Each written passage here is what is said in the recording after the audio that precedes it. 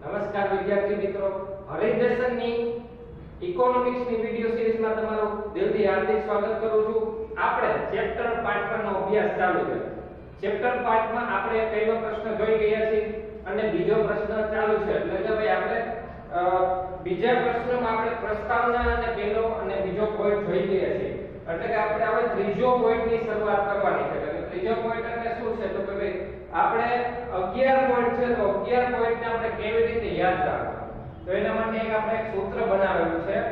એ સૂત્ર આપણે ખાસ બધા મિત્રો ફોલો કરવાનું છે. અને મેં તમને જો ચોપડાના ફોટા મોકલા છે એ આગળના સ્ટુડન્ટના છે, બરાબર? આગળના ધોરણના જે ભણી ગયા છે 12માના એ સ્ટુડન્ટના છે. એટલે એ લોકોએ વ્યવસ્થિત લખેલા છે, પરંતુ આપણે સૂત્ર મુજબ લખવાના છે.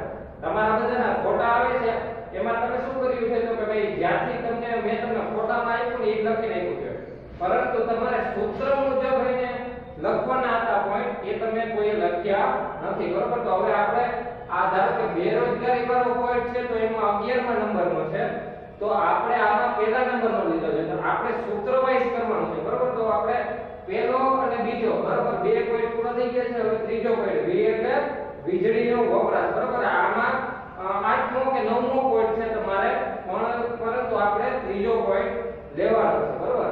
તો આપણે અત્યારે ચાલુ કરવાનો છે વીજળીનો વપરાશ વિશેનો અભ્યાસ કરવાનો છે, બરોબર? અને પછી સી એટલે શિક્ષણ, બરોબર? એવા આપણે આમાં જે આપણે સૂત્ર વાઇઝ આપણે ચકાવીશું, બરોબર? તો હવે આપણે ચાલુ કરીએ વીજળીનો વપરાશ. કોઈ પણ દેશના આર્થિક વિકાસને અસર કરનારું મહત્વનું પરિબળ વીજળી છે. હવે ઈ કઈ રીતે? તો કોઈ પણ દેશ, હવે ગમે દેશ હોય તો એમાં આર્થિક વિકાસ ક્યારે થાય તો કે તે દેશના ઉદ્યોગો, ધંધા, વ્યવસાય વગેરે સારા હોય, એટલે કે સારામાં સારું પ્રોડક્શન કરતા હોય અને વિશ્વના અન્ય દેશોને મોકલતા હોય. ધારો કે આપણું મેટોડા જીઆઈડીસી છે કે સાપર જીઆઈડીસી છે, બરોબર? તો એ સારામાં સારું અને વધારે પ્રોડક્શન કરતા હોય તો અન્ય દેશમાં નિકાલ કરશે. ધારો કે Pakistan, Sri Lanka, America, Japan, Germany, Britain એવા અલગ અલગ દેશના અહીંથી મોકલશે માલ. પરંતુ એ ક્યારે માલ મોકલી શકશે તો કે સારામાં સારું અને વધારે પ્રોડક્શન કરી શકે. વધારે ક્યારે પ્રોડક્શન કરી શકે તો કે વીજળી એને વીજળી સારી રીતે પ્રાપ્ત થતી હોય કે 24 કલાક પ્રાપ્ત થતી હોય. આપણે એવું બને છે કે ભાઈ આલો અઠવાડિયામાં 3 દિવસ લાઈટ ન હોય, એટલે વીજળી ન હોય, તો એ લોકો ઉત્પાદન કેવી રીતે કરશે, કે જાજુ ઉત્પાદન કેવી રીતે કરશે? તો કે ભાઈ કોઈ પણ દેશના આર્થિક વિકાસને અસર કરનારો મહત્વનો પરિબળ હોય તો તે વીજળી છે. કારણ કે વીજળી વગર ઉદ્યોગ ધંધા નહીં ચાલે અને ઉદ્યોગ ધંધા નહીં ચાલે તો આર્થિક વિકાસ નહીં થાય. એટલે કે ભાઈ આર્થિક વિકાસ કરવા માટે વીજળી ખૂબ જ મહત્વનો પરિબળ છે, બરોબર?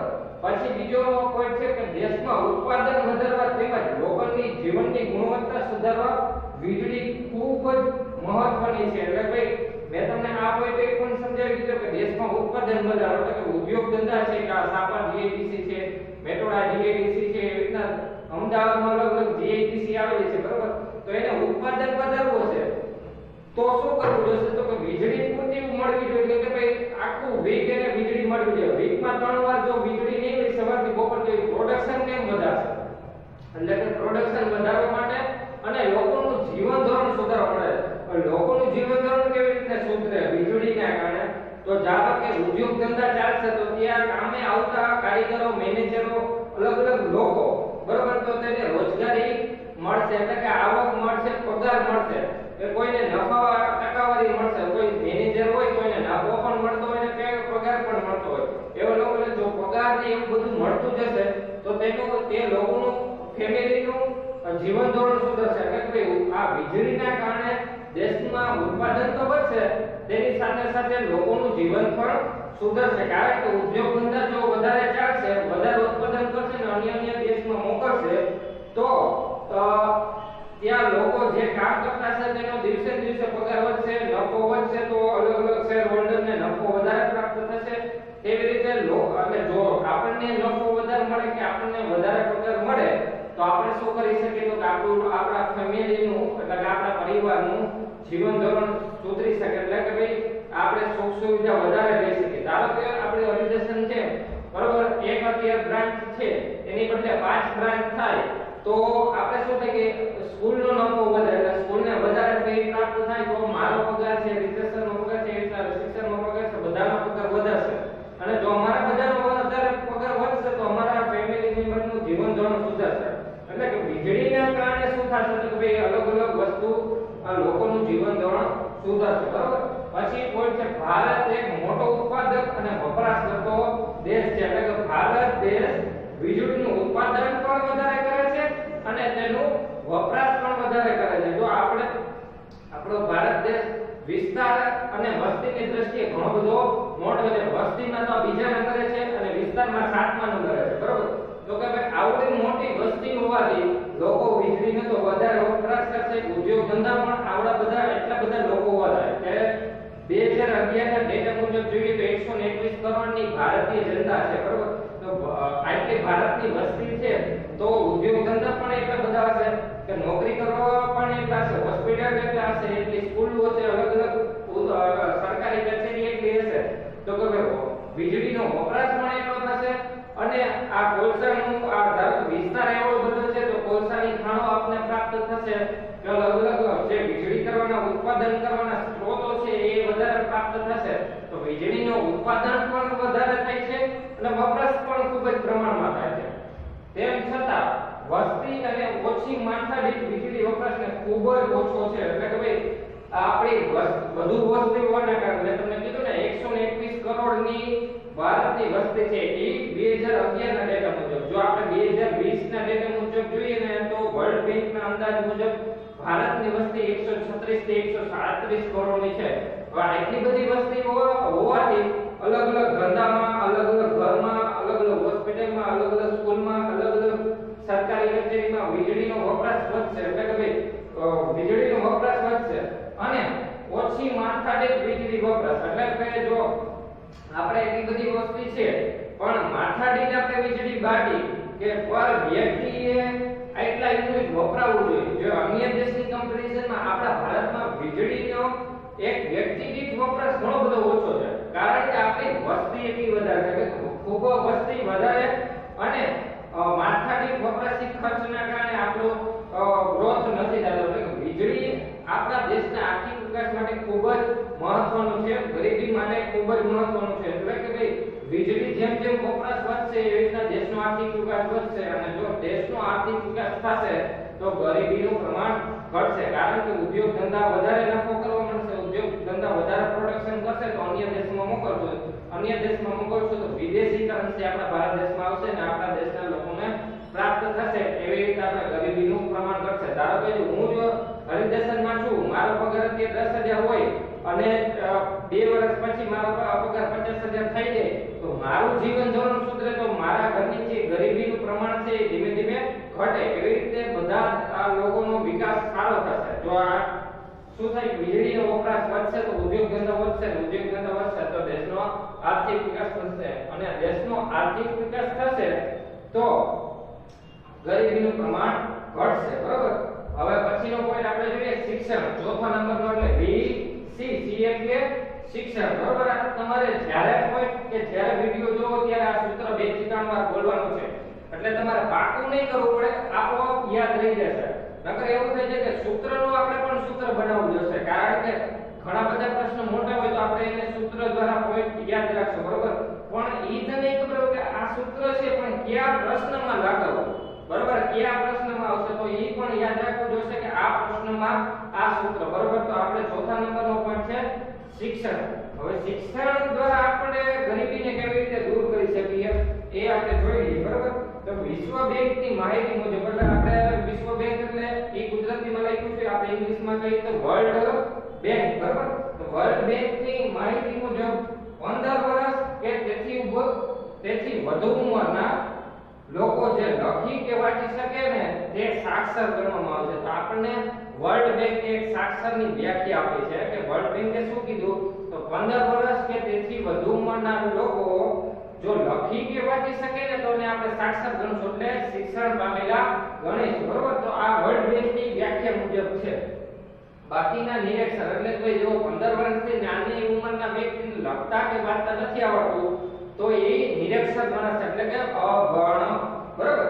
પછી આપણે તે માટે ધારો કે આ નિરક્ષર છે તો નિરક્ષર કેવા લોકો હોય છે તો મોટે ભાગે તે લોકો ગરીબ હોય છે. શું કામ? તો ગરીબ હોવાના ધારો કે આપણા ઘરમાં આવક કુલ ઘરની એટલે કે બધા સભ્યોની આવક થઈ 10,000 છે અને 3 છોકરાઓ જો ભણવા વાળા હોય તો તે છોકરાને ભણતર કેટલું 5-6 ધોરણ કે 3-4 ધોરણને પ્રાપ્ત થશે. કાં તો ભાઈ ફેમિલીનો ખાવા પીવાનો ખર્ચ કે ભાઈ જે સામાન્ય જરૂરિયાત છે એની પાછળ 10,000 8,000 ખર્ચાઈ જતા હોય તો સ્કૂલની ફી ભરી ન શકે. અને જો સ્કૂલની ફી ન ભરી શકે તો તે લખી વાંચી ન શકે અને જો લખી ન વાંચી શકે તો તે નિરક્ષર બને. એટલે નિરક્ષર કેવા લોકો હોય છે તો વધારે પડતા નિરક્ષર લોકો ગરીબ હોય છે. કારણ કે ભાઈ લોકો સ્કૂલની ફી આપી શકતા નથી, બરોબર. એટલે કે નિરક્ષર હોવું વધારે પડતું ગરીબી લોકોમાં વધારે જોવા મળે છે.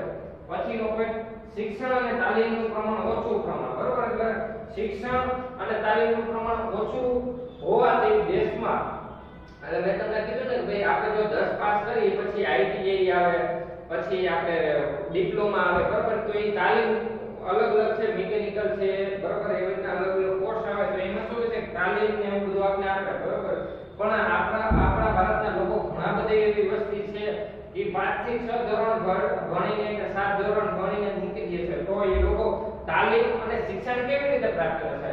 તો કે ભાઈ દેશમાં શિક્ષણનું પ્રમાણ ઓછું હોવાથી તાલીમ અને શિક્ષણનું પ્રમાણ ઓછું હોવાથી દેશમાં અકુશળ લોકો ધારો કે 5-7 ધોરણ ભણ્યા હોય તો એ પછી ધંધો કે વ્યવસાય કરશે તો એ જેટલો ગ્રોથ કરવો જોઈએ, જેટલો ભણેલા લોકો જે ગ્રોથ કરી શકે એટલો એ વ્યક્તિ ગ્રોથ કરી શકતા નથી. એટલે કે એનામાં આવડત ઓછી હોય છે એટલે કે કુશળતા ઓછી હોય છે, બરાબર.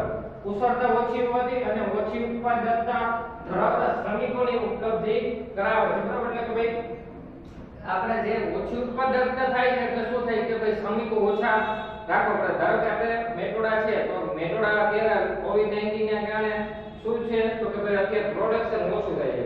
પ્રોડક્શન ઓછું થાય છે તો એના કારણે શું થાય છે કે લોકોને છૂટા કરવા પડે છે. અલગ અલગ કારખાનામાંથી ઘણા લોકોને 20% કે 30% સ્ટાફ છૂટો કરવો પડે છે, બરાબર. તો કે ઓછી ઉત્પાદકતા અને અકુશળતા કારણે શું થાય છે શ્રમિકોની ઉપલબ્ધિ ઓછી થાય છે, બરાબર. જેનાથી શ્રમિકોની વ્યવસાય રોજગારીની તકો, બરાબર, અને પસંદગી મર્યાદિત બને છે. જો ધંધા ઉદ્યોગ સારા હશે અને વધારે પ્રમાણમાં થશે, ધારો કે આપણા ભારતમાં રાજકોટમાં બે જ જીઆઈડીસી છે. રાજકોટ સાપા છે અને આમ મેટોડા છે, બરાબર. મોટી બે જીઆઈડીસી છે.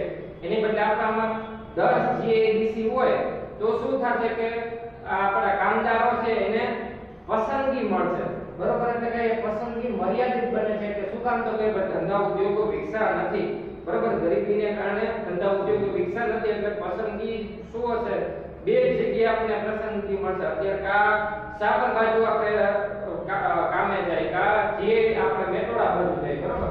તો કે શ્રમિકોની વ્યવસાય રોજગારી અને પસંદગી મર્યાદિત બને છે. એટલે શિક્ષણ ન હોવાને કારણે શ્રમિકોની શું થાય છે શ્રમિકોની પસંદગી છે રોજગારી કે વ્યવસાય કરવો છે એ મર્યાદિત બને છે. જો શિક્ષણ પામેલા હશું, ધારો કે આપણે હાઈ ઓક્સફોર્ડ યુનિવર્સિટી કે સારું ભણેલા હોય તો કોઈ પણ આપણે કંપનીમાં જઈએ તો આપણે ડાયરેક્ટ લઈ લઈએ. તેની જ બદલે આપણે 10 ભણેલા હોય તો આપણે કેટલી કંપનીમાં રિઝ્યુમ કે આપણે ઇન્ટરવ્યુ દેવા જવું પડે ત્યારે આપણને એકટાની કંપનીમાં નાની એવી પોસ્ટ ઉપર રાખે, બરોબર. તો કે આપણે શું થાય કે વ્યવસાય રોજગારી અને પસંદગી મર્યાદિત બને છે. જો આપણે શિક્ષણ પામેલા હશું તો કોઈ પણ કંપનીમાં આપણે રાખી લેશે એટલે કે આપણે પસંદગીનો સ્ત્રોત ઘણો બધો મોટો હશે. અને જો આપણે શિક્ષણ નહીં પામેલા હોય કે તાલીમ નહીં પામેલા હોય તો શું થશે કે આપણે 4 થી 5 કંપનીમાં જ ગમે ત્યાં નાના એવા કામમાં આપણે રહેવું પડશે, બરોબર. એટલે શિક્ષણ મહત્વનું છે ગરીબી દૂર કરવા માટે, બરોબર. એટલે જો શિક્ષણ પામેલા લોકો હશે તો ગરીબીને ઝડપથી દૂર કરી શકે. કારણ કે જો શિક્ષણ પામેલા તાલીમ પામેલા આપણે હશું તો અલગ અલગ ધારો કે મારી વાત કરું કે હું શિક્ષણ પામેલો અને તાલીમ પામેલો હોય તો અલગ અલગ ઘણી બધી આપણે ધારો કે અલગ અલગ સ્કૂલમાં આપણે જઈ શકીએ, બરોબર. પરંતુ જો હું 10 પાસ કરેલો હોય મારે હરિદર્શનમાં આવવું હોય તો હું એક બે સ્કૂલ વાળા જ મને હા પાડે. પરંતુ પરંતુ જો જ હું PhD કરેલો હોય તો મને ગમે સ્કૂલમાં રાખી લે, બરોબર. તો એવી રીતે આપણે શિક્ષણ અને તાલીમ પામેલા હોય તો અલગ અલગ આપણે પસંદગીના સ્ત્રોત મળે છે, અને જો શિક્ષણ નહીં પામેલા હોય તો પસંદગી મર્યાદિત બને છે. પછીનો ભાઈ, પરિણામે નીચા વેતનો અને ઓછી આવકના કારણે ગરીબી વધે છે. જો આપણે પસંદગીનો સ્ત્રોત ઓછો મળશે, એટલે કે આપણે બે GADC માં કામ કરવાનું હોય ને આપણે 4-5 ધોરણ 10 ભણેલો છું, બરોબર. તો મને મેટોડાની બે કંપની વાળા રાખવા તૈયાર છે, બરોબર. એ શું કામ રાખશે? મારું ધોરણ નીચું ધોરણ છે, બરોબર. તો શું કરશે? મને ઓછા વેતને રાખશે અને ઓછા શું કરશે? તો ઓછી આવકે મને રાખશે. ધારો કે મને પગાર હશે તો ઓછો આપશે. શું કામ? તો મારું શિક્ષણનું પ્રમાણ નથી, એટલે ભાઈ જે લાઈનનું છે મને પૂરતો અભ્યાસ નથી કરેલો, તેના કારણે મને આવક ઓછી પ્રાપ્ત થશે. અને જો આવક ઓછી પ્રાપ્ત થાય તો આપણા ઘરનું ગુજરાન કેવી રીતે ચાલે? ઓછું ચાલે, એટલે ધીમે ધીમે આપણો ઘર ગરીબ બનતું જાય. જો આ પરિણામે નીચા વેતનો અને ઓછી આવકના કારણે ગરીબી વધે છે, બરોબર. એ તો આપણે ખબર જ પડી ગઈ. પછી એક આપણે ડેટા મુજબ જોઈ લઈએ. 2011 ના વર્ષમાં સાક્ષરતાનું પ્રમાણ, અલગ અલગ દેશોના સાક્ષરતાનું પ્રમાણ 2011 ના ડેટા મુજબ આપણે જોઈ લઈએ તો બ્રાઝીલ દેશમાં આ બધા છે ને વિકાસશીલ દેશોનું લિસ્ટ છે, બરાબર. તો બ્રાઝીલ દેશ છે તો એમાં લોકો 91% લોકો શિક્ષણ પામેલા છે. હવે તમે વિચાર કરો, વિકાસશીલ દેશ જેવામાં પણ એટલી બધી શિક્ષણ પામેલા છે, એટલે ભારત અને બ્રાઝીલ બંને દેશ વિકાસશીલ છે, તોય આપણા કરતા બ્રાઝીલ કેટલા વર્ષો આગળ છે. એટલે અલગ અલગ ટેકનોલોજી, આવક, ગરીબી બધી બાબતમાં ભારત કરતા આગળ છે. ગરીબીનું પ્રમાણ ખૂબ જ ઓછું છે, શિક્ષણનું પ્રમાણ ખૂબ જ ઊંચું છે, ખબર. શિક્ષણનું પ્રમાણ વધે ને એના કારણે શું થાય? તો કે ભાઈ લોકોની આવક વધે, ઉદ્યોગ ધંધા વિકસે, અલગ અલગ દેશમાં આયાત નિકાસ કરી શકે, બરોબર. તો એના કારણે શું થાય કે દેશની રાષ્ટ્રીય આવક વધે, માથાદીઠ આવક વધે, જીવનની ભૌતિક ગુણવત્તાનો આંક ઊંચો જાય, અને આપણે શું થાય કે HDI એટલે કે હ્યુમન ડેવલપમેન્ટ ઇન્ડેક્સમાં એનું ક્રમ વધારે આગળ જાય, બરોબર. તો બ્રાઝીલ જેવા દેશમાં 91% લોકો શિક્ષણ પામેલા છે, જ્યારે ભારત જેવા દેશમાં કેટલા છે? તો ખાલી 74.4%. એટલે તમે વિચાર કરો, બંને દેશ વિકાસશીલ દેશ છે. ઉલટાનો ભારતનો 92% હોવો જોઈએ, બ્રાઝીલનો 74% હોવો જોઈએ. કારણ કે આપણી વસ્તી કેટલી છે? તો કે આપણી વસ્તી 121 કરોડ છે, જ્યારે બ્રાઝીલ જેવા દેશમાં શું છે? 5, 7, 10 કરોડની વસ્તી ધરાવે, બરોબર. તો ત્યાં એટલી બધી સ્કૂલો પણ નહીં હોય. આપણા ભારત દેશમાં આટલી બધી વસ્તીઓના કારણે ઠેર ઘણી જગ્યાએ કે ભાઈ નજીકના વિસ્તારમાં સ્કૂલો છે, પરંતુ સ્કૂલો હોવા છતાં પણ આપણે શિક્ષણ પ્રાપ્ત કરી શકતા નથી. કારણ કે ભાઈ આપણું શિક્ષણનું સ્તર ધીમે ધીમે નીચે છે અને ગરીબીનું પ્રમાણ ઓછું છે. એટલા માટે આપણે આપણા જે છોકરાઓ હોય એને આપણે શિક્ષણ માટે મોકલી શકતા નથી. એટલે શિક્ષણ ધારો કે બ્રાઝીલમાં 91% છે, જ્યારે ભારતનું 74.4%, બરોબર. એટલે 74.04%, બરોબર. જ્યારે નેપાળમાં 60% છે અને પાકિસ્તાનમાં 55% લોકો શિક્ષણ પામેલા છે, બરોબર. તો આ બધી બાબતની સરખામણીએ જોઈએ તો કે વિકાસશીલ જેવા ભારત જેવા બ્રાઝીલ જેવા દેશની સરખામણી આપણે જોઈએ, ભારતની સરખામણી કરીએ તો આપણે હજી શિક્ષણમાં ઘણા બધા પાછળ છીએ. આપણને છે, બરોબર. તો કે ભાઈ ગરીબી વસ્તીમાં શિક્ષણનું પ્રમાણ ઓછું હોવાથી, એટલે કે ગરીબ લોકોમાં શિક્ષણનું પ્રમાણ ઓછું હોવાથી શું થાય છે? પરિવર્તન છે, એટલે ભાઈ નવી નવી ટેકનોલોજી આવે છે એ સ્વીકારી શકતા નથી. એટલે જો એ ટેકનોલોજીને સ્વીકાર ન કરી શકે તો એ શું થાય? તો જે તે ધંધા ઉદ્યોગમાં પ્રોડક્શન એટલું જોઈએ એટલું શું વધારી ન શકે કે એની જે ક્વોલિટી છે, બરોબર, એટલે કે એની ગુણવત્તા છે કોઈ વસ્તુની પ્રોડક્શન કરવાની, એ પણ સુધારી નથી શકતા. જો એ નહીં સુધારી શકે તો શું થશે? તો એને ઓછી આવક પ્રાપ્ત થશે અને તે ધીમે ધીમે ગરીબ બનતો જશે, બરોબર. તો કે ભાઈ પરિવર્તન અપનાવી શકતા નથી. એટલે શિક્ષણ જો પામેલા લોકો છે એ જલ્દી પરિવર્તન સ્વીકારી શકશે.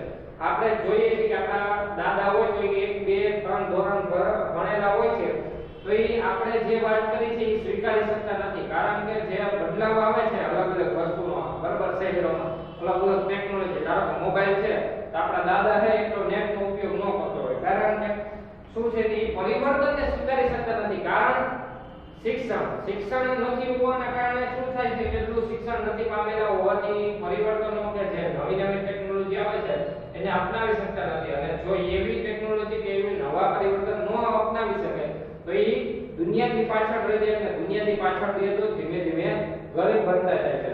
આમ અજ્ઞાનતાનું પ્રમાણ ગરીબી સૂચવે છે. એટલે મેં તમને કીધું કે અજ્ઞાનતા એટલે ભાઈ શિક્ષણ ન પામેલા લોકો આપણે વધારે છે, એના કારણે આપણે ગરીબીનું પ્રમાણ પણ વધારે છે. જો આપણું શિક્ષણનું પ્રમાણ વધશે તો શું થશે? ગરીબીનું પ્રમાણ ઘટશે. બરાબર? આપણે બે પોઈન્ટ ભણી લીધા છે અને આપણે હવે પછી આપણે પાંચમો અને છઠ્ઠો પોઈન્ટ આપણે ભણીશું. ત્યાં સુધી થેન્ક યુ. હવે આપણે પાંચમા નંબર પોઈન્ટ પર પહોંચીએ છીએ. એટલે કે પાંચમા નંબર એટલે આપણે સૂત્રમાં જોઈએ તો ર, બરાબર? એટલે આપણે શૌચાલયની સુવિધા અને ર એટલે રહેઠાણ. બરાબર? આપણે બે પોઈન્ટ અત્યારે પાછા ભણવાના છે. પાંચમો નંબરનો પોઈન્ટ શૌચાલયની સુવિધા. એમાં આપણે જોઈએ તો 2011 ની માહિતી અનુસાર એટલે કે 2011 ની વસ્તી ગણતરી મુજબ કુલ વસ્તીના 70% લોકો ગ્રામ્ય વિસ્તારમાં રહે છે. એટલે 2011 ના વસ્તી ગણતરી આપણે ખબર છે કે દર વર્ષે વસ્તી ગણતરી થાય છે. 2001 માં થઈ હતી, 2011 માં થશે, થઈ હતી અને 2021 માં હવે થશે. બરોબર? તો દર 2011 ની વસ્તીના આંકડા મુજબ 70% લોકો ગ્રામ્ય વિસ્તારમાં રહે છે. બરોબર?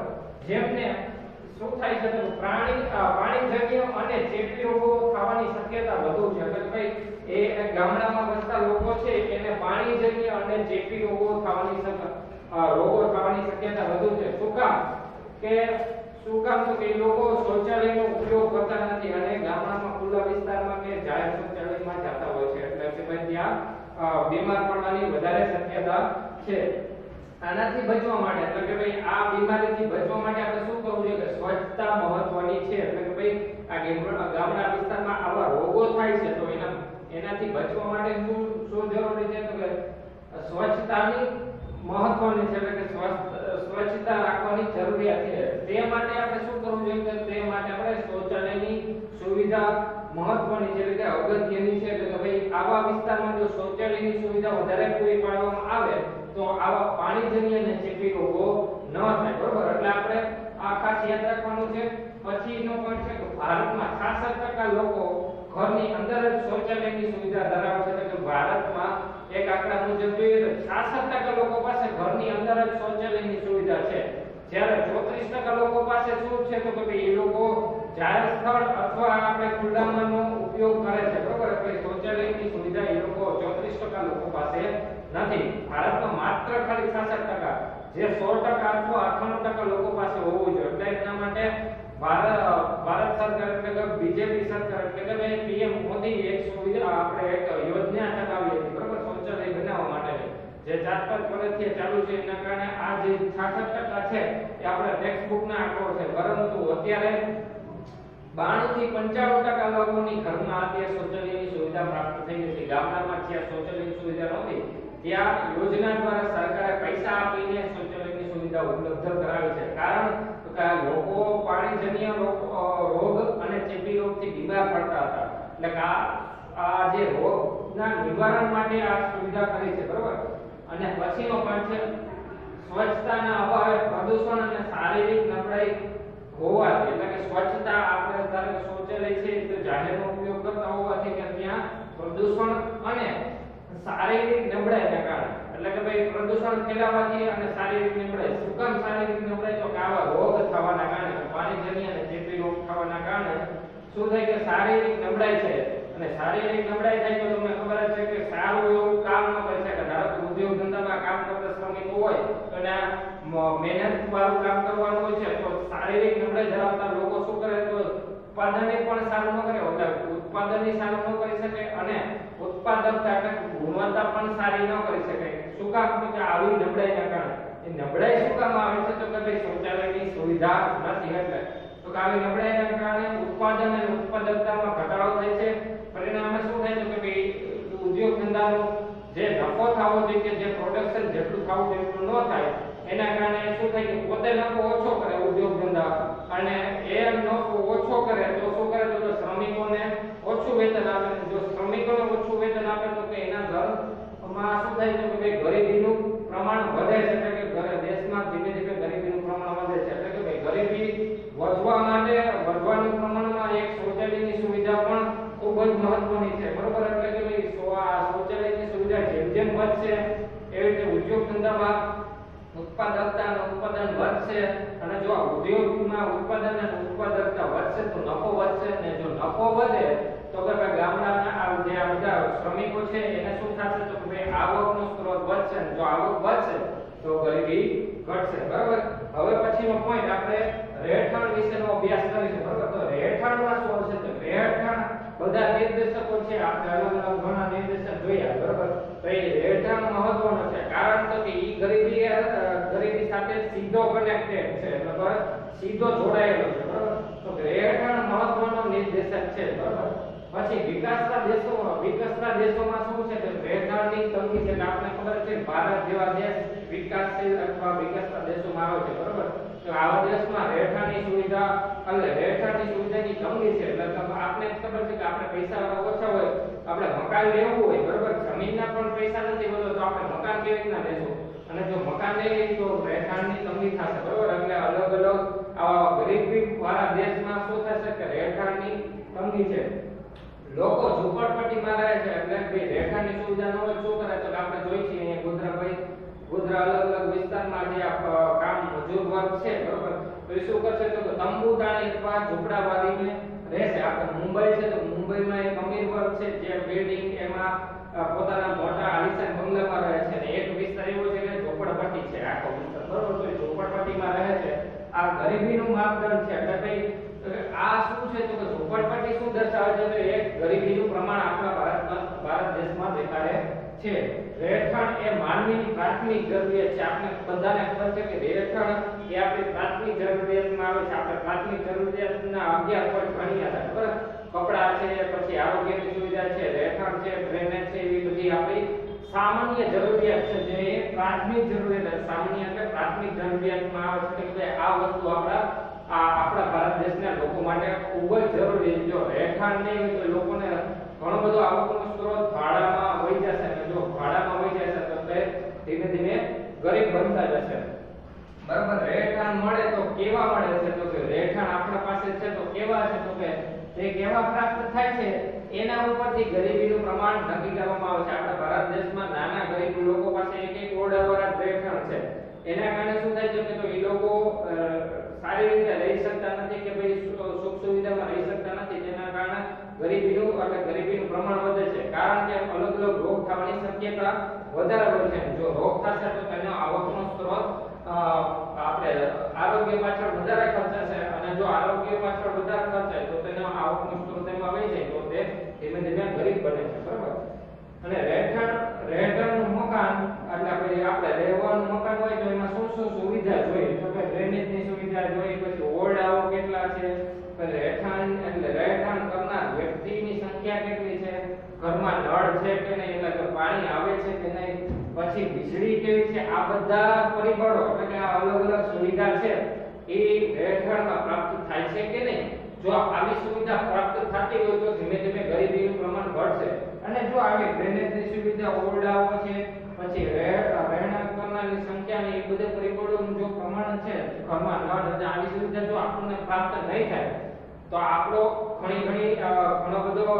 શારીરિક શ્રમ છે એ આવા સુવિધામાં વહી જશે અને આપણે આવા ઉપર ફોકસ નહીં કરી શકીએ એટલે કે આપણે કમાવા ઉપર ફોકસ નહીં કરીએ અને જો આવક ઉપર ફોકસ નહીં થાય તો શું થશે તો આપણી આવક ઘટશે ને આવક ઘટશે તો ગરીબી વધશે બરાબર તો વીજળી જેવી સુવિધા આપણે વધારે પ્રાપ્ત થાય તો આપણે દેશમાં શું થાય ઉદ્યોગ ધંધા વિકસે તો શું થાય તો ભાઈ આપણી આવક વધે છે જો આવક વધે તો ગરીબીનું પ્રમાણ ઘટે છે બરાબર પછીનો પોઈન્ટ છે ભારતમાં પૂરતી સગવડતા વાળા મકાનની અછત છે આ મેં તમને કીધું આવા અલગ અલગ સુવિધા છે એ અલગ અલગ સુવિધા પ્રાપ્ત કરવા વાળા મકાનની સંખ્યા ઘણી બધી ઓછી છે આપણે રાજકોટ જિલ્લો તો શું થાય કે મેટ્રો સિટીમાં આવે છે અમદાવાદ ગુજરાતના 4 મેટ્રો સિટી અમદાવાદ સુરત વડોદરા અને રાજકોટ બરાબર આવા 4 શહેરમાં આપણે રહીએ છીએ એટલે આપણને ખબર છે કે આપણે ઘણા બધા વિસ્તારમાં મકાનો છે એમાં આવી સામાન્ય જરૂરિયાત છે પરંતુ જો આપણે જોઈએ તો બનાસકાંઠા સાબરકાંઠા પાટણ છે પછી મોરબી જેવા જિલ્લા છે બરોબર કે ભાવનગર છે અમરેલી જેવા પછાત જિલ્લામાં છે તો આવી સામાન્ય સુવિધા પણ પ્રાપ્ત નથી થતી બરોબર એના કારણે શું થાય છે કે લોકોને શારીરિક શ્રમ વધી જાય છે એટલે તે ઉત્પાદન અને ઉત્પાદકતા પાછળ ધ્યાન નથી આપી શકતા અને તેની આવકનો સ્ત્રોત ઘટે, બરોબર. અને પછીનો પોઈન્ટ છે ભારતમાં ભૌતિક સગવડતા આપણે ભણી ગયા. અને પછીનો પોઈન્ટ છે ભારતમાં 60% લોકો સ્વાસ્થ્યને હાનિ પહોંચાડે અથવા કે જીવન માટે જોખમ હોય એવા મકાનમાં રહે છે.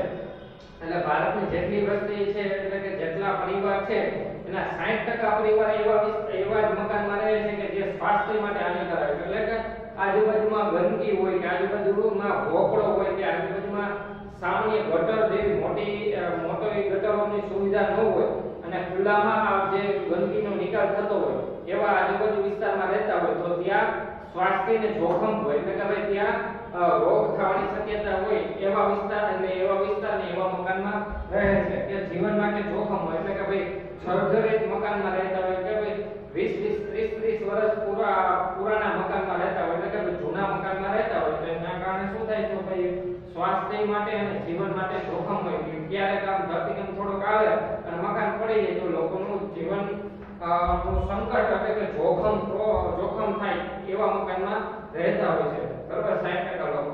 અને મોટા ભાગના મકાનો એક ઓરડાવાળા હોય છે જે ગરીબીનું પ્રમાણ દર્શાવે છે. આપણે જોઈએ છીએ ઘણા, એટલે આપણે રાજકોટમાં તો જે સુવિધા સારી છે એટલા માટે, બાકી અમુક જે પછાત જિલ્લાઓ છે ભાઈ નાના અમરેલી છે એવા નાના જિલ્લા છે બોટાદમાં, ત્યાં જાવ તો ત્યાં લોકોને પાસે એક બબે ઓરડાવાળા મકાનો છે, એટલે કે એને શું છે એ શું દર્શાવે છે ગરીબીનું પ્રમાણ દર્શાવે છે, બરાબર. તો આપણે આ જે 4 પોઈન્ટ જોઈએ છે, ચોથો, પાંચમો, છઠ્ઠો, બરાબર, ત્રીજો, ચોથો, પાંચમો અને છઠ્ઠો, બરાબર, 6 આ 4 પોઈન્ટ આપણે ભણ્યા છે. આજે જે પાકું કરી લેવાનું છે અને કાલે મને WhatsApp દ્વારા ફોટા પાડીને એપ્લિકેશનમાં મૂકવાના છે. બધા વિદ્યાર્થીને ફોટા આવવા જ જોઈએ, નકર પછી સ્કૂલ દ્વારા અમને ફોન કરાવીને ફોર્સ કરી તમને લખાવજો. અત્યારે એક વાર તમારે આવે છે એટલું અડધી કલાકનું લેસન હોય છતાં તમે નથી કરતા. હું જોઉં છું વિડિયો પણ તમે બધા જોતા નથી, ખાલી 4 થી 5 જણા વિડિયો જોવે છે, એનાથી કાઈ નહીં વધે. તમારે આ જે સ્કૂલ ખુલશે પછીનો ડાયરેક્ટ જે કોર્સ અધૂરો હશે ત્યાંથી ચાલુ થશે, એટલે વિડિયો જોવાનું રાખો અને પાકું અત્યારે કરતા જાઓ, જેથી તમારે પછી તમને લોડ ન પડે. કારણ કે જ્યારે આપણે ઓગસ્ટ થી પછી ચાલુ કરશે કે જ્યારે આપણે સરકાર હા પાડશે ત્યારથી ચાલુ કરશે ત્યારે આપણે વધારે કરવાનું થશે, બરોબર. ત્યાં સુધી આપણે ખાસ આ 4 પોઈન્ટ હવે પાકા કરી લેવાના. WhatsApp ધારો કે એપ્લિકેશનમાં ફોટા પાડીને મને મોકલવાના છે, બરોબર. એટલે મારા વિષયમાં અપલોડ કરશો એટલે હું ચેક કરી દઈશ. જો લેસન અધૂરું હશે તો હું તમને એક જ વખત જવા દઈશ, પછી વાલીને ફોન કરવામાં આવશે, બરોબર. એટલે પાકું પણ કરવાનું છે અને લેસન પણ કરવાનું છે, બરોબર. ત્યાં સુધી આપણે મળીએ. હવે પછી આપણે પછીના જે પોઈન્ટ હશે એ પૂરા કરશું, બરોબર. ત્યાં સુધી આપણે મળીએ. Thank you very much.